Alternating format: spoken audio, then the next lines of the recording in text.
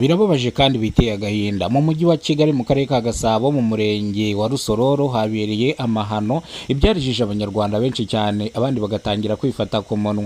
Jean Paul w'imyaka 35 y'amavuko yatawe muri yombi n'ishami ry'ubugenzacyaha RIB akurikiranwe cyaha cyo gukubita no gukomeretsa umugabo witwa Ndahimana Jean Paul bava amafaranga angana n'ibihumbi 2 by'amafaranga y'u Rwanda. Birangira amukubise, birangira uyu mugabo ahumetse insigane uwakubiswe aravirirana amaraso bidasanzwe. Abaturage bakibona bino bahise bahamagara imbangukiragutabara byihutirwa kugira ngo ize ihagarike iva ry'amaraso. Imbangukiragutabara ikihagera yafashe uwakomeretse imuhereza ubutabazi bw'ibanze. Uyu nguyu wakubise ishami ry'ubugenzacyaha RIB rihita rimuta muri yombi akurikiranwe icyaha cyo gukubita no gukomeretsa kandi ku bushake.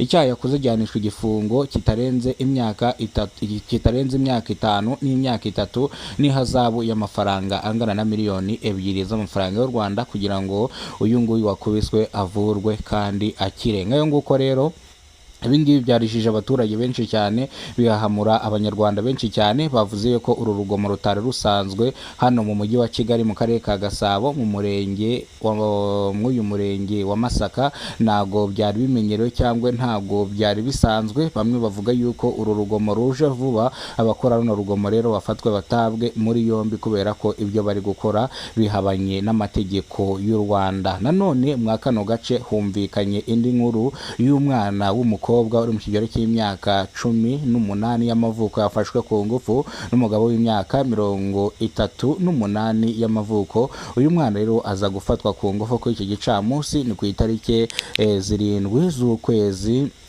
kwa gatanu 2026 nibwo umwana w'umukobwa yaje gufatwa ku ngufu. Aka kana k'agakobwa rero bakita Divine. Uyu mugabo wamusambanyije w'imyaka 30 bamwita Ndamage. Ngira ngo abenshi muramuzi, abatuye mwa kano gace ngira ngo murabazi. Rero birangira asambanyije uyu mwana ku gahato, ariko yiyemera yuko uyu mwana babyumvikanye ndetse bakemeranwa amafaranga angana n'ibihumbi 10 by'amafaranga y'u Rwanda. Ariko hakaza kubaho imbogamizi, aya mafaranga ibihumbi 10 aza kuyabura. Akubita kano kana gatera ubwoba kandi bari bamaze kuryamana. Aka kana rero kahise kajya ku ishami ry'ubugenzacyaha RIB nta mikino gafite, kahita karega uyu nguyu wagasambanyije. Uyu wagasambanyije ahita afatwa atabwa muri yombi n'ishami ry'ubugenzacyaha RIB akurikiranwe icyaha cyo gusambanya umwana utujuje imyaka y'ubukure. Arakatirwa igifungo kitarenze imyaka 35 gishobora kwiyongera kikagera ku gifungo cya burundu. Uyu mwana basambanyije niwe mugiraho ingaruka, bivuze ngo uwo musore arakatirwa igifungo cya burundu. Uyu mwana yajyanywe ku bitaro bya Masaka kugira ngo barebe nimba kino kigabo nta ndwara zandurira mu mibonano mpuzabitsina cyamwanduje, kugira ngo babone uburyo kibamuhamya icyaha neza. Uyu mugabo rero ku bw'amahirwe yasanze uyu mwana nta kibazo na kimwe yigize agira, ntiyigize akomereka ndetse n'ibirwara yigize amwanduza. Uyu mugabo rero igifungo akatirwa ni imyaka 35 kitagabanyirizwa ibihano.